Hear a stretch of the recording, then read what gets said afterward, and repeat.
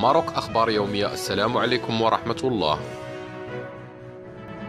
أحالت فرقة محاربة الجريمة المعلوماتية بالمصلحة الولائية للشرطة القضائية بالقنيطرة الأسبوع الماضي طالبة بالسنة الثانية بكلية العلوم القانونية والاقتصادية بجامعة ابن طفيل بذات المدينة على النيابة العامة بتهمة الابتزاز والتهديد بإفشاء أمور شائنة.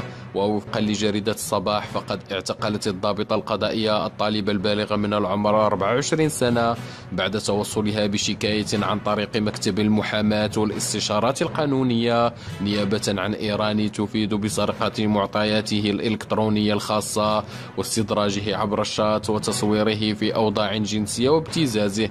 وكشفت الأبحاث الجنائية والتقنية أن الموقوفة حصلت على 3 دفعات ما يزيد عن 81 مليون سنتيم من عائدات ابتزاز أشخاص من دول الخليج وإيران وإيطاليا وبريطانيا، لتعترف بعدها بتواجد فتيات أخريات يشتغلن بنفس الطريقة وهن بدورهن طالبات. واتضح في خضم التحقيق أن للموقوفة 3 شركاء ذكور منحدرون من بوزنيقة أصدرت في حقهم الضابطة القضائية مذكرات بحث، فيما رفضت ذكر أسماء الطالبات الأخريات بحجة النسيان. وأحيلت الموقوفة في حالة اعتقال على وكيل الملك الذي استنطقها بخصوص التهم الموجهة إليها، ليأمر بعد ذلك بإيداعها رهن الاعتقال الاحتياطي بالسجن المحلي بالقنيطرة.